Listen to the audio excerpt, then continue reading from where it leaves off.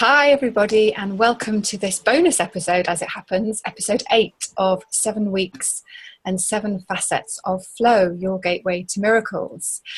This bonus episode was a happy flow accident and only occurred to me to include on the end of the 7 weeks, because it is still 7 weeks. I realised I haven't suddenly made an 8th week up because it's kind of at the end of the 7 weeks.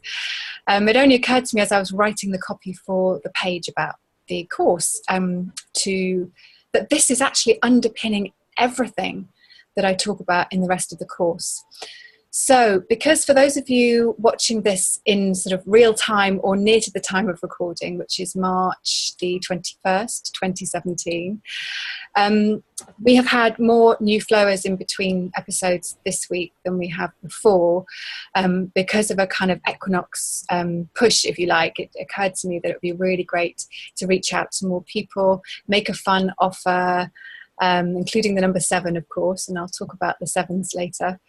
And we've got some lovely new flowers, and thanks to Maria putting this out to her tribe as well.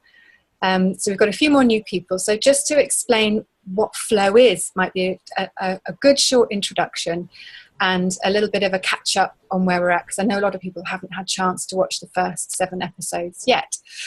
So what exactly is flow? And I kind of started off my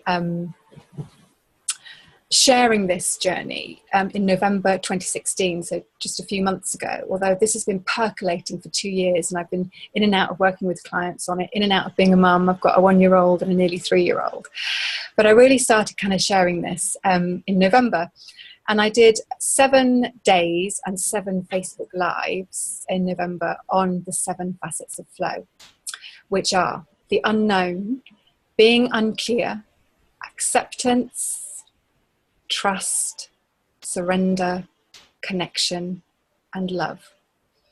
And they kind of fell out onto a piece of paper when I was supposed to be doing something else and paying attention to something else, which is, of course, when the magical things happen, when you're not paying attention and when you're not thinking too hard and you're not focusing and you're not analysing. It's that space in between, the sort of intuitive space, maybe you could call it. I've just seen my dressing gown hanging on the back of the bedroom door. Oh well, it's blue, throat chakra, communication. Okay, we'll roll with it. So they just fell out, and I did the 7 days as an experiment, really. I was in the thick of sleepless nights and busy days with my youngest, who's now 14 months old today. And so I'd kind of just stay up late, be a bit bleary-eyed, but the bleary-eyedness seemed to also be the kind of space in between to kind of start articulating what was really coming through me via flow about these 7 facets. So the 7 facets of flow did kind of seem to follow an order as well. It wasn't deliberate. Again, once I wrote them down, they seemed to kind of rejiggle themselves. And you'll probably hear, see, feel, get a sense for yourself between the words when you listen to the 7 episodes of what I mean by that. But of course, those are the 7 facets of flow. But what flow really is what we're talking about today. Flow is the perpetually moving, infinite intelligence of our universe. And what has become increasingly clear throughout this journey of flow that I've been sharing with people, because we're all in this together, you know, you're my journey, I'm your journey, etc., has been about circles, cycles. And it wasn't something that that's been brought into my subconscious awareness, I suppose, until relatively recently, which seems really odd now, because of course everything is a circle. Everything comes back to itself. Our day and night, our 24-hour cycle, our moon cycle, our season cycle, you know, the cycles, it's just cycles within cycles, isn't it? But it's all about circles, endings and beginnings, and nothing is an ending without being a beginning as well. So this has really fascinated me. And when you're exploring the world in the space of the unknown, because of course we can only know what's going on right now. Even the past doesn't exist anymore. When you're in that space of the unknown, which is infinite, the infinite possibilities, and I speak to that obviously in detail in episode 1, The Unknown, there is an element of known, and it's flow. It's what's outside our window. It's the beauty of the natural world, the universal motion that continues perpetually in our skies beyond our vision. So it really doesn't make any sense to talk about the 7 facets of flow without this underpinning of what flow really is. So it's perfect that in the space between, let's think, it was probably after I'd recorded episode 5 of Surrender, which I don't know if that's appropriate. It feels appropriate to me, Maria, that Maria was flowed to me in my life, and we flowed together. I was shown by somebody, and I can't remember who that person was, but if anyone ever is listening to this and it was them, thank you so much for posting something that Maria wrote on her Facebook page, Inspirations for the Journey to Your Soul. That's the correct name, isn't it, Maria? Yeah, inspirations for your journey back to the soul. Back to the soul. Your journey back to the soul, that's key, yes. And I've joined the group immediately, and Maria is now my go-to for everything that's happening up in the skies. She's a really, I'm going to embarrass you now, but her knowledge is phenomenal. And it's the reason we can trust ourselves to trust. And episode 4 is all about trust. And it's the structure around which we flow. Nature is chaos and order. I don't know if it's an equal measure, but it probably is. I don't know. I'm not knowledgeable enough about that. But it's not all about order, and it's not all about chaos.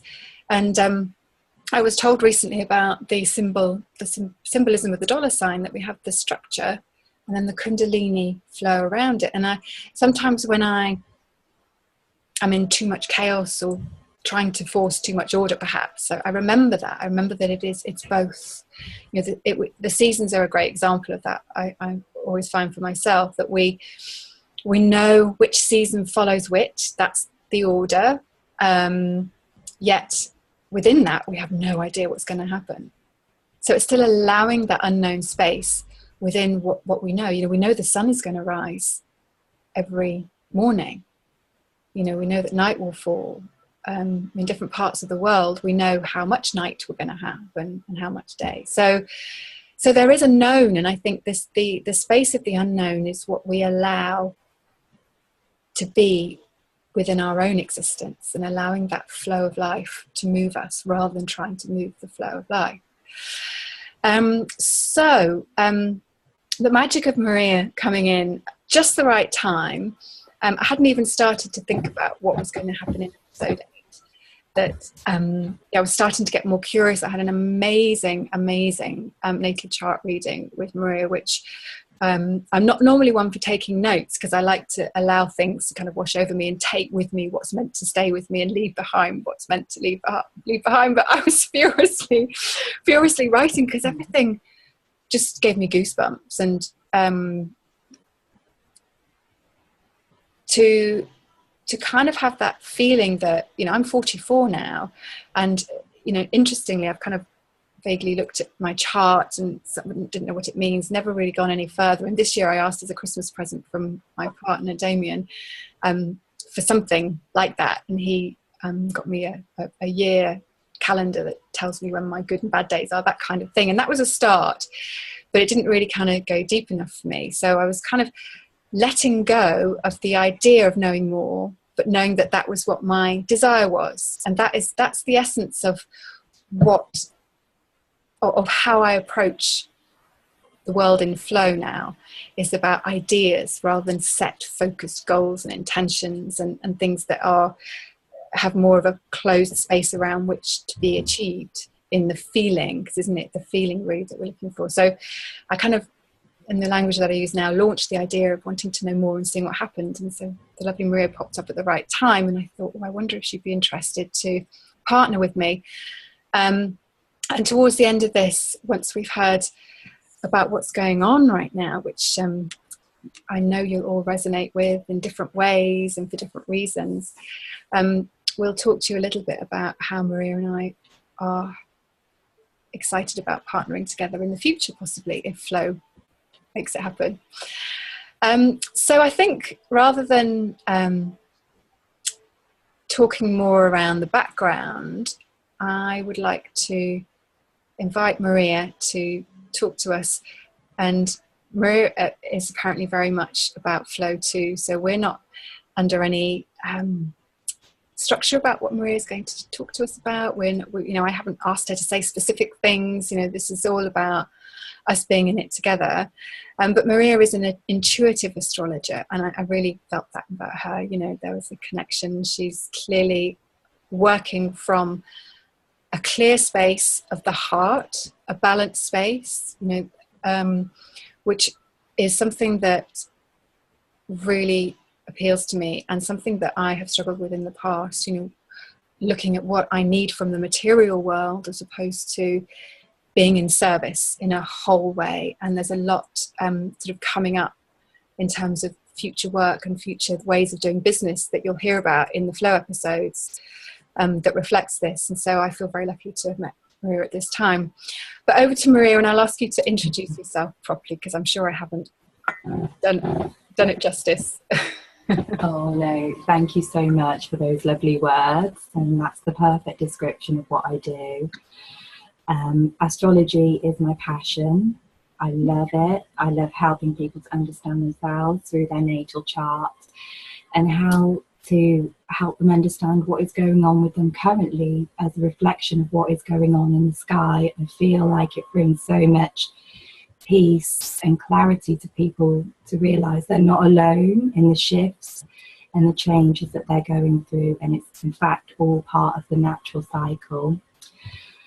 So when I met Victoria, I was amazed by her flow teachings. I've been listening to them this week and getting a real feel for what she does, and it synchronizes so perfectly with the astrology, because astrology is all about being in the energies of the moment and using them to your best advantage, using them to stay in the flow, knowing when is the right time to rest and manifest. All of these energies that are constantly spiraling around the universe and affecting us in a myriad of different ways, depending on how they're interacting with our own birth chart. And it can just help us to feel so much more peace and clarity about where we've been, who we are, and where we're going. It is a great tool that I've been working with now for quite some time. I've been writing energy reports astrologically for about 10 years in various different ways. And about 5 years ago, I really started to become interested in natal charts due to a very tough transit that I was going through myself. And someone guided me to astrology and helped me to understand what I was going through in these terms, which then brought me so much peace and clarity and understanding of how to work with the energy of that cycle, how to flow with it instead of resisting it, and the lessons that I was being given at that time, which is why I feel astrology can be such a gift and a benefit to you, because once you know what the universe wants from you, what the current energies are asking you to step into, you can do it in a much more flowing and less resistant way. And you can find yourself in the right place, with the right time, with the right people that you're meant to be with. So what astrology does really is just put us into alignment with the cosmos on a very general level, and we can work with this collectively. With the lunar cycles are a great example. So a great basic thing to learn about when we first start understanding astrology is the cycles of Lady Luna, our moon goddess, who waxes and wanes throughout the sky, and just the basic understanding of her and how powerful it is to set intentions or flow ideas under her new moon phase, and then watch them grow to culmination as she reaches fullness, and then how to be in her shedding and releasing phase when she becomes the dark moon once again, and then we repeat the whole cycle. So that is one of the most common, easy to understand, easily accessible cycles in astrology. But really, you know, the planets are moving and cycling, interacting in layer upon layer of cycle. Hello, Wellington.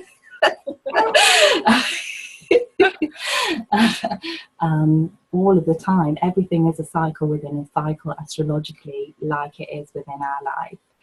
So once we understand how that is affecting us collectively and personally, we bring ourselves into alignment with that.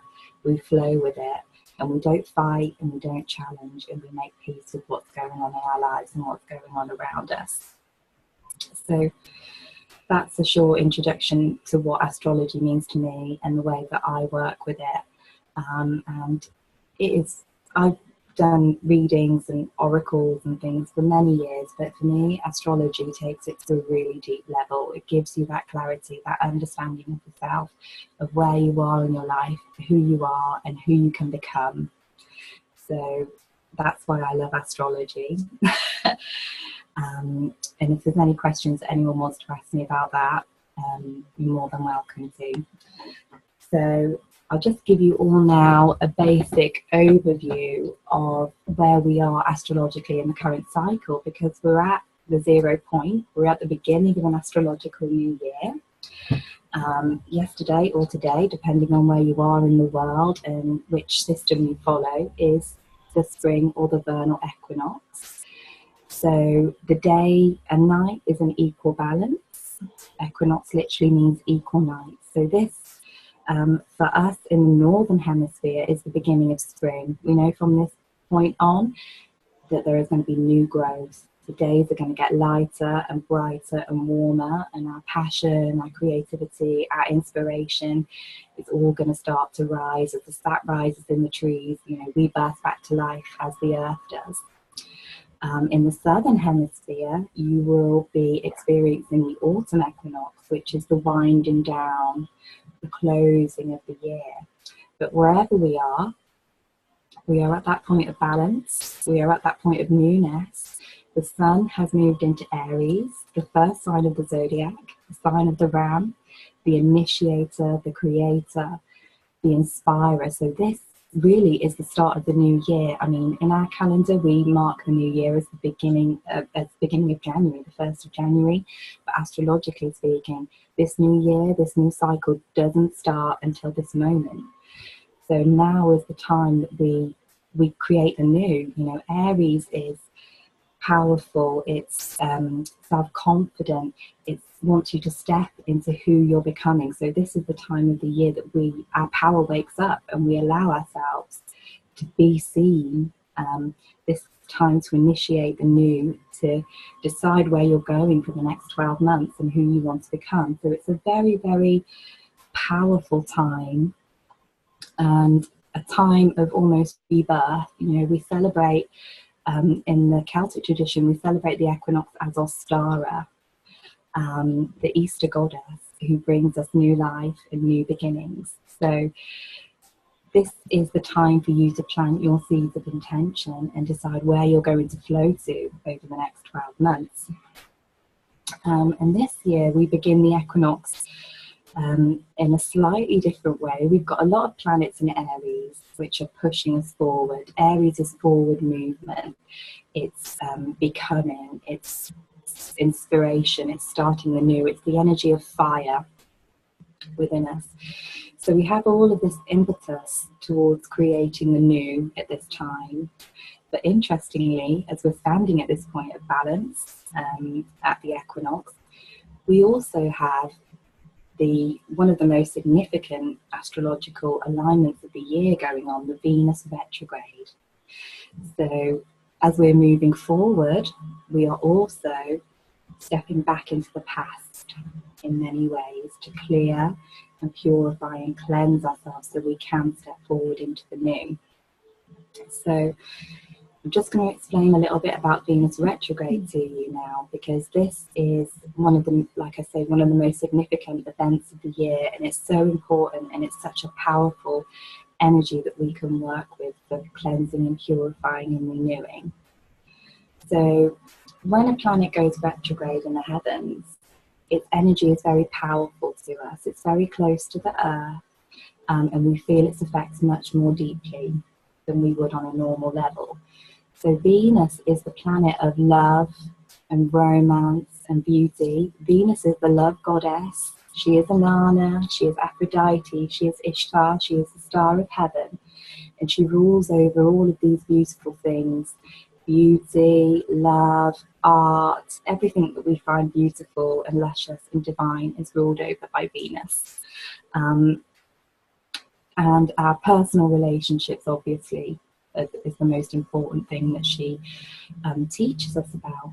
So when she goes retrograde, we find ourselves reassessing and reworking and remodeling all of those areas of our life.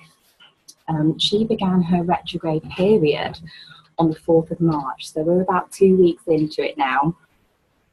So you might have noticed during the past few weeks that your relationship issues have come up to the surface because they are magnified. Venus is close to the earth, and she is shining the spotlight right now on anything that is imbalanced. Venus loves harmony. The sign that she naturally rules over is Libra, sign of the scales, and also Taurus. But Venus loves balance. She loves everything to be equal, like the equinox. So you might have noticed how unbalanced your relationships have become over the past few weeks. It might be feeling much more painful to you than it has been previously, because it's that much more intense because of Venus's proximity to the earth. So all of your relationship issues are now rising up under the Venus retrograde, because she is giving us the opportunity to see and to heal and to become clear on these issues. So during these past few weeks, all of this is going to rise up for you.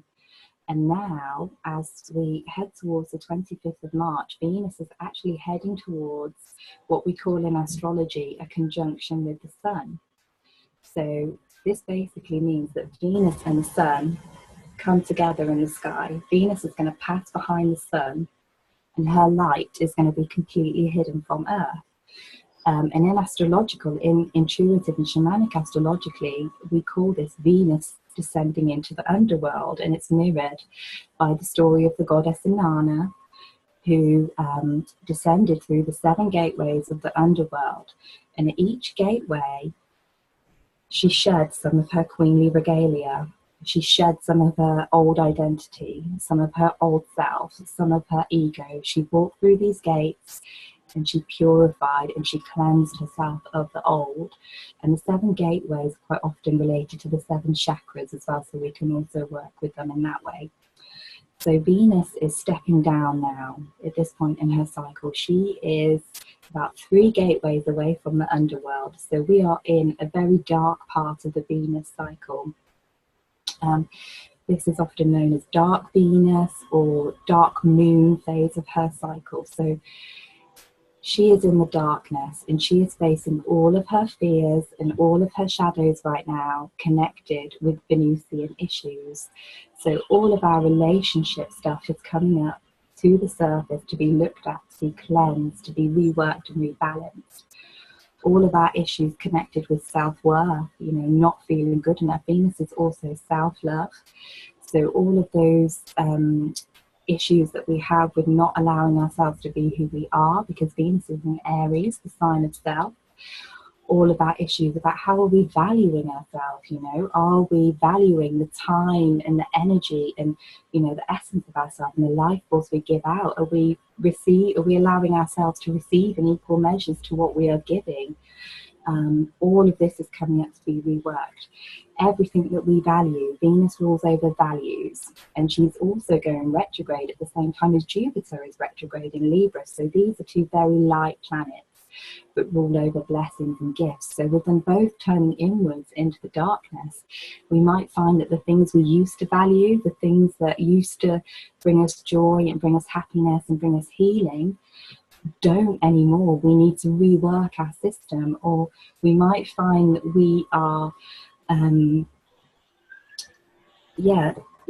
that those things that we thought brought us joy, they don't anymore. Or we might discover that we've been looking for happiness outside of ourselves, We might find that we have been giving our power away, thinking that we can only be happy if we are in a relationship or we are making this amount of money. We might find that we need to rework those belief systems and find that love and that peace that we're looking for in these outer objects within ourselves. So this is one of the most powerful times that we can have astrologically, and it only happens once every 18 months. So the more clearing and healing work we do around these issues at this time, the more benefit we will flow into when Venus begins to rise again after the 25th of March. So right now we're heading down into the darkness. We're going into our shadows, and we're clearing away those old hurts as well.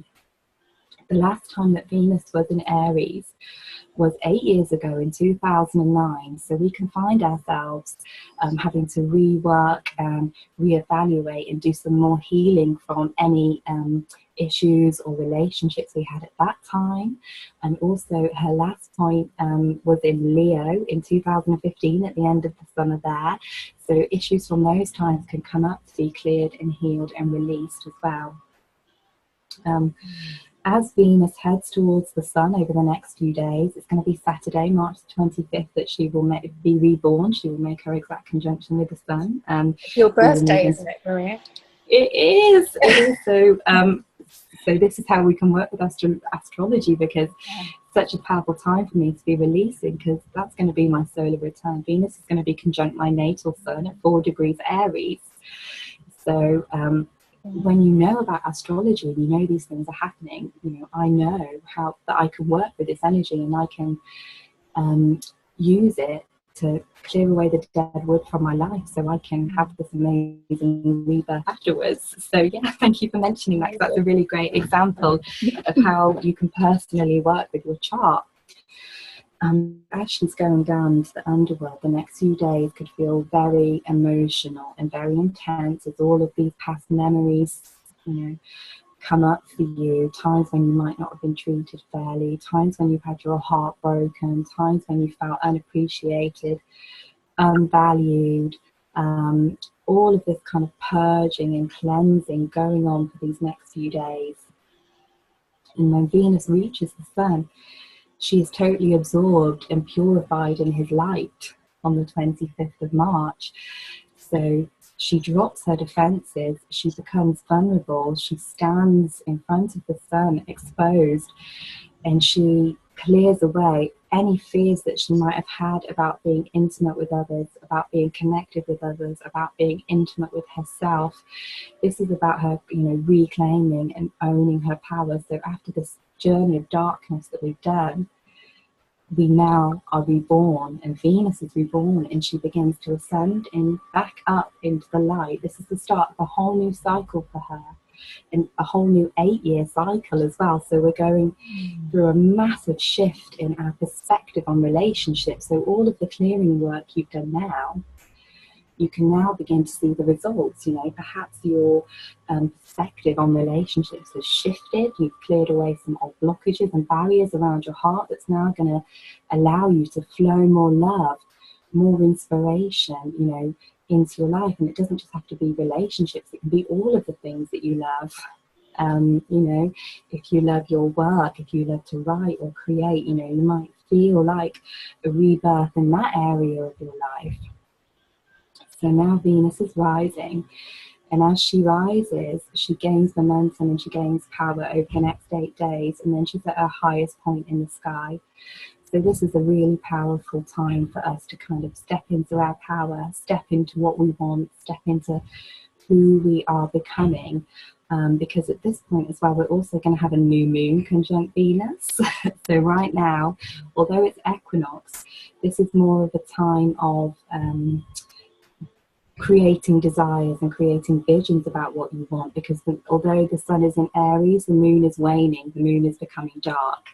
And on the 27th or the 28th of March, depending on where you are in the world, the new moon, the sun and the moon are going to come together alongside Venus in Aries as she's rising. So that's going to be such a powerful time for us to set those new moon intentions, which will then reach culmination 6 months from now during Libra season, when we have the Aries full moon. So this is how we work with cycles in astrology.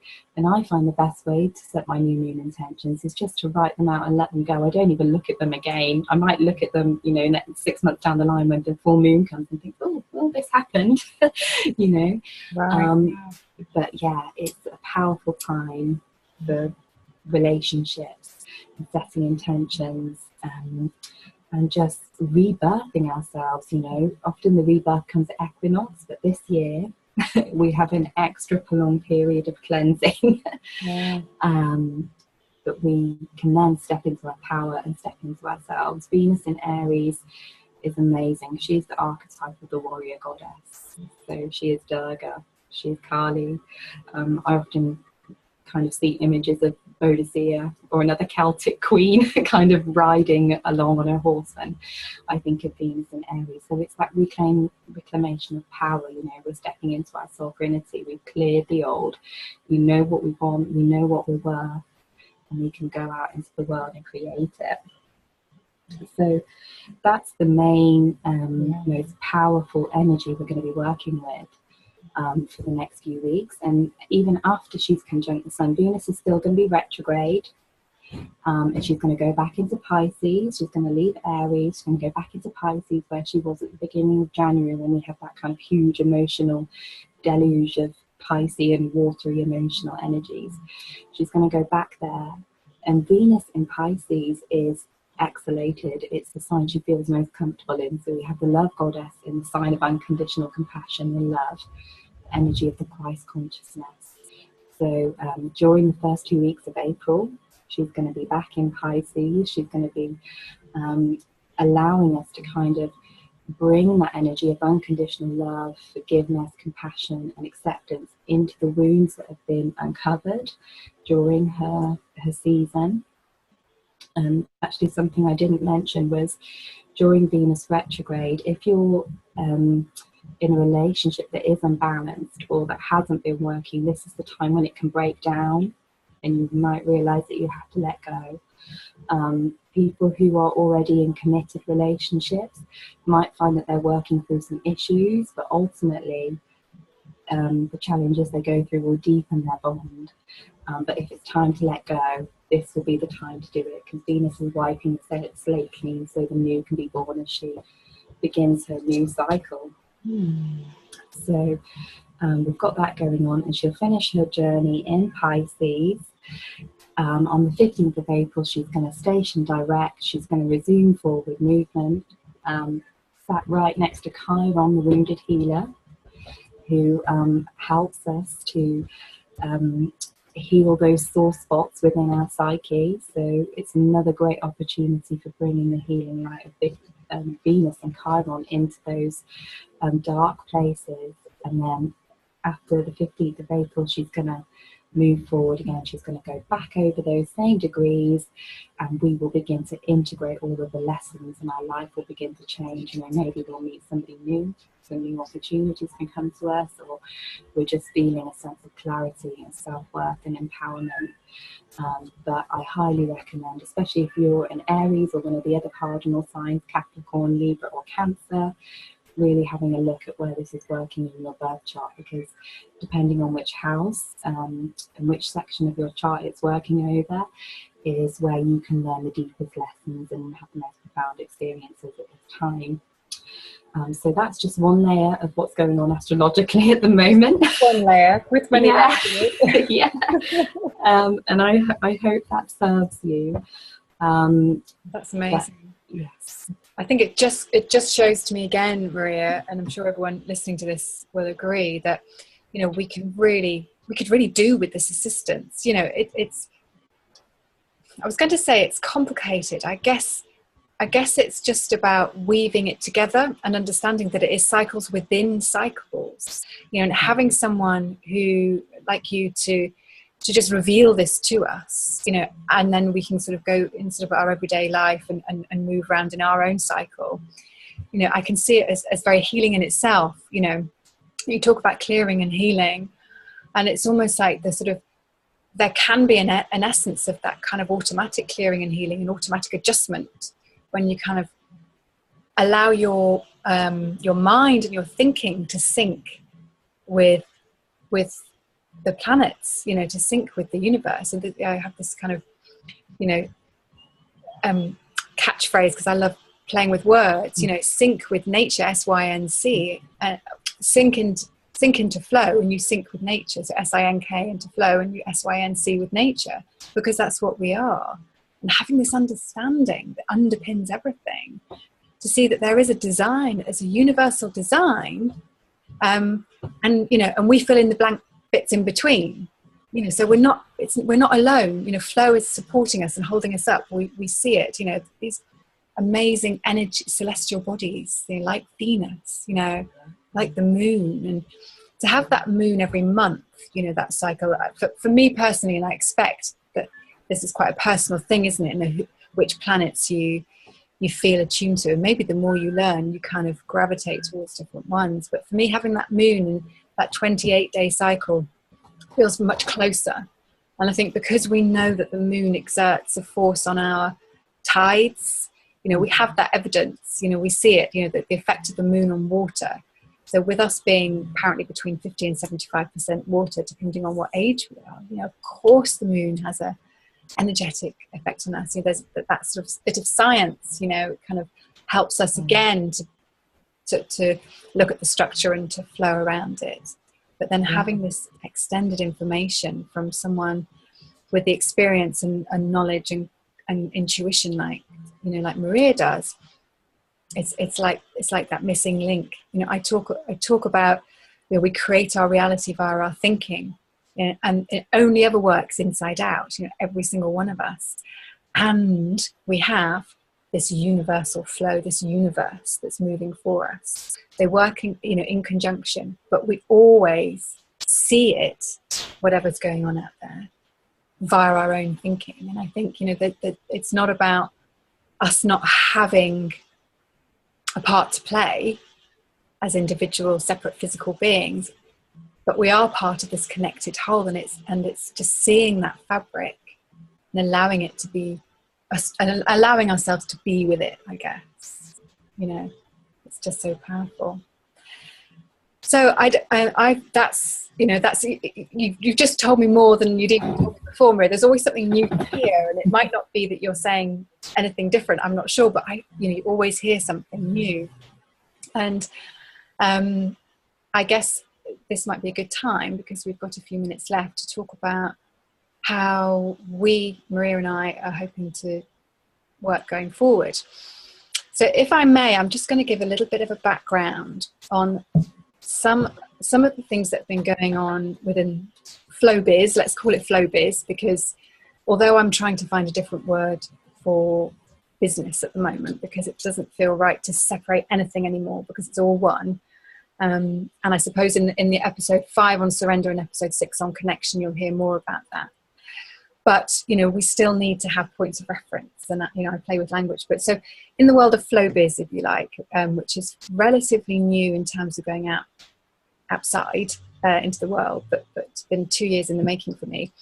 I've been really enjoying working with an amazing group of people, 7 of us all together, including me as the 7th, and one sleeping partner of one of the ladies in the group, because they joined together, but the partner was sort of taking a sort of sleeping role, and she's being kind of, you know, the one to sort of absorb the energy and the information and take it back.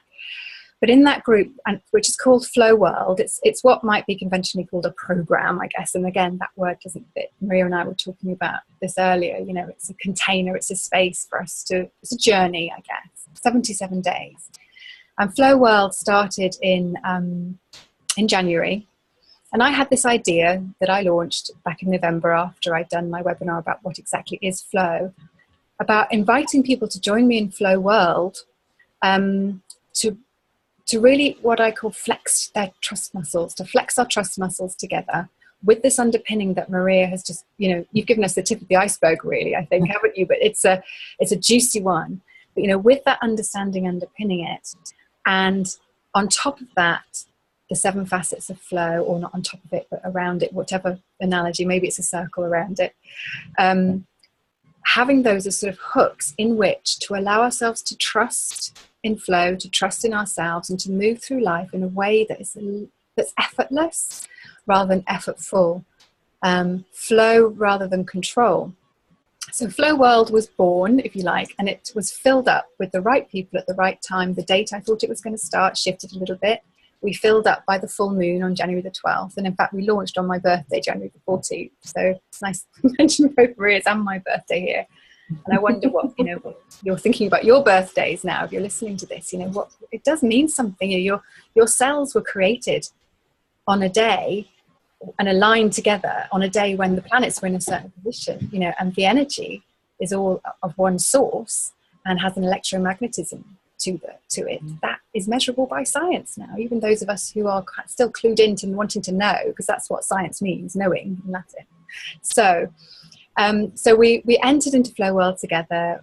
We sort of gently gathered together the right people, and it was a journey that started off and is finishing officially on March the 30th. That will have been 77 days, and this course has happened in that space.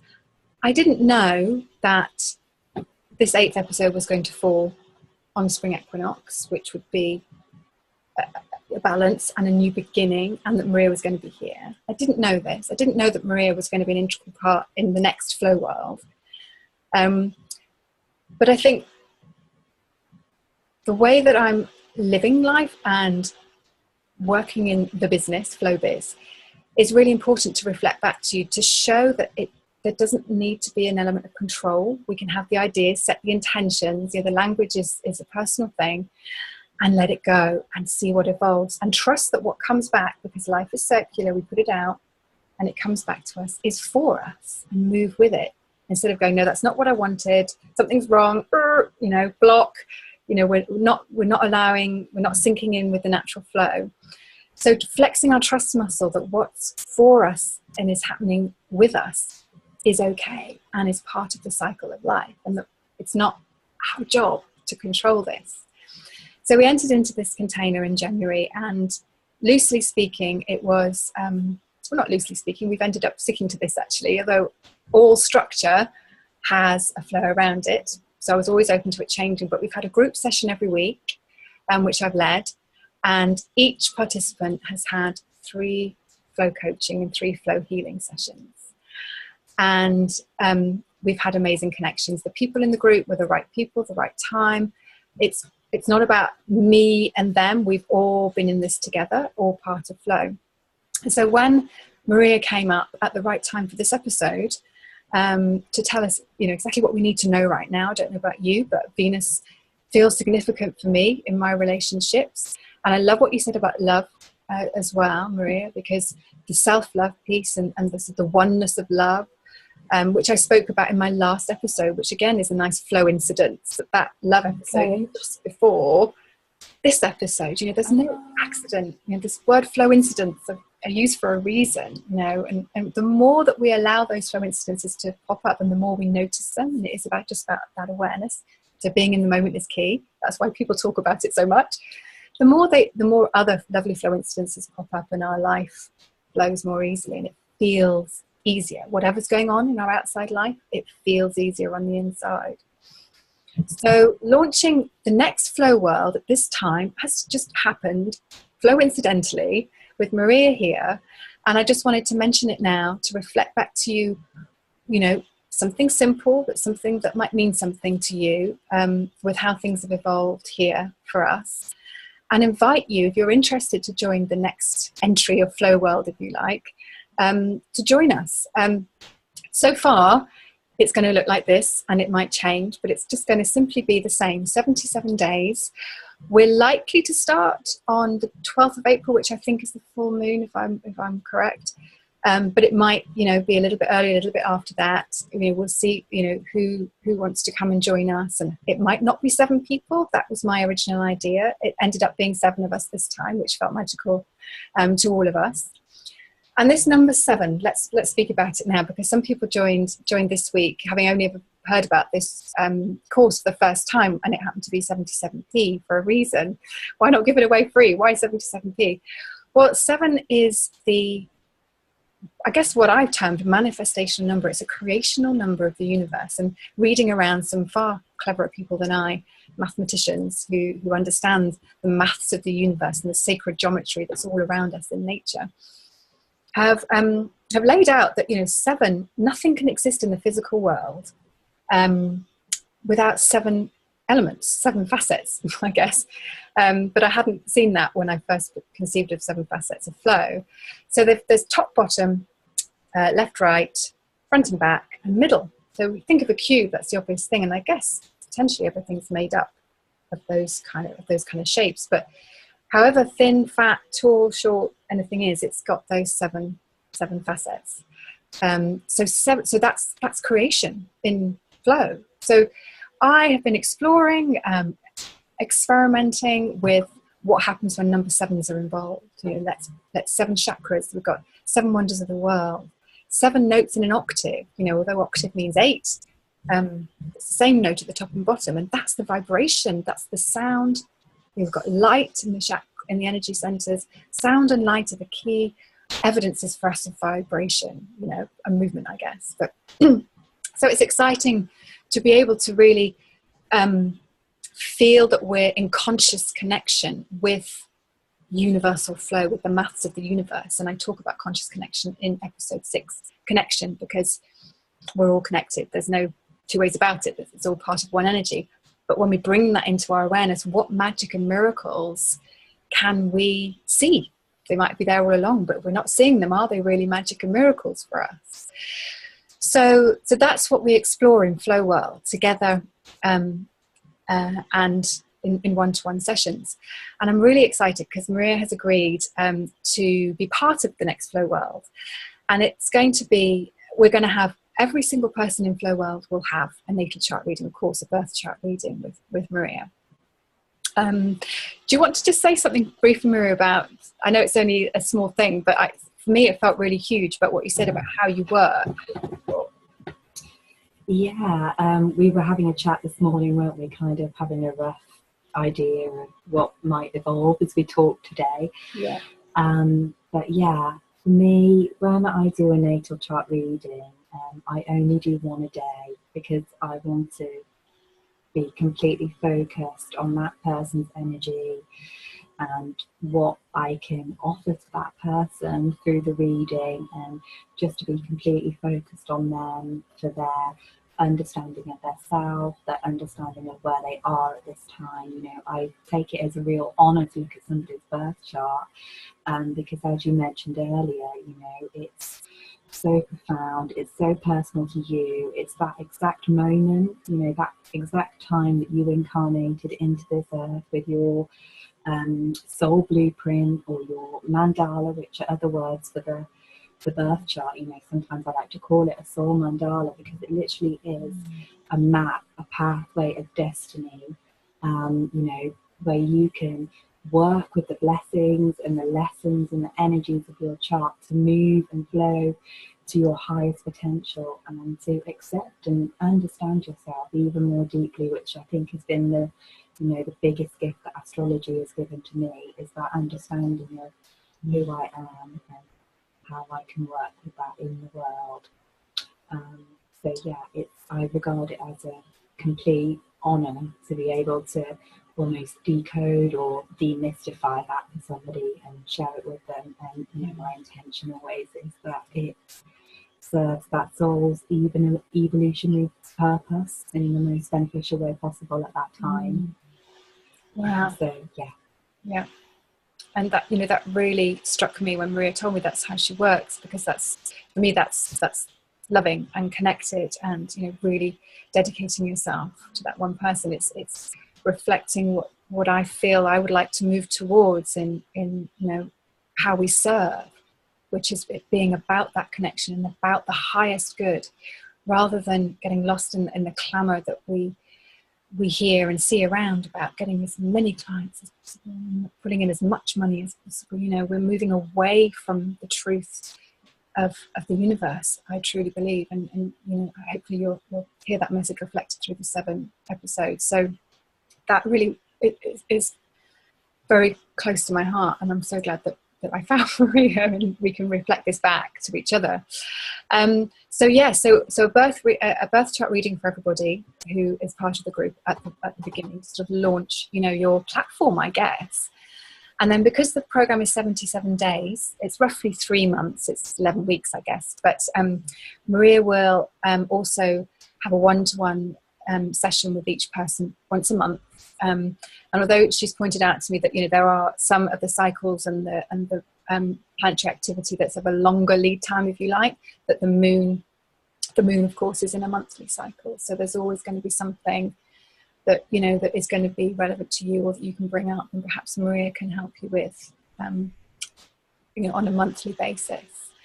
And then we'll have our weekly meets once a week, and that really has been where a lot of the juices come. And one of my lovely ladies, I've seen she's dropped off now, was joining us. She's in Australia, and she said, I'll join you at 11 o'clock, what will be 11 o'clock my night, but I don't know if I'll stay till the end. And she said that if she could, she'd talk to us about it, but I see she's dropped off, bless her. So what I'm going to be doing is talking to a few of those people and asking them to write a few words about their experiences of Flow World, because I think it's important for you to hear that, and not just hear it from me, because we are all in this together.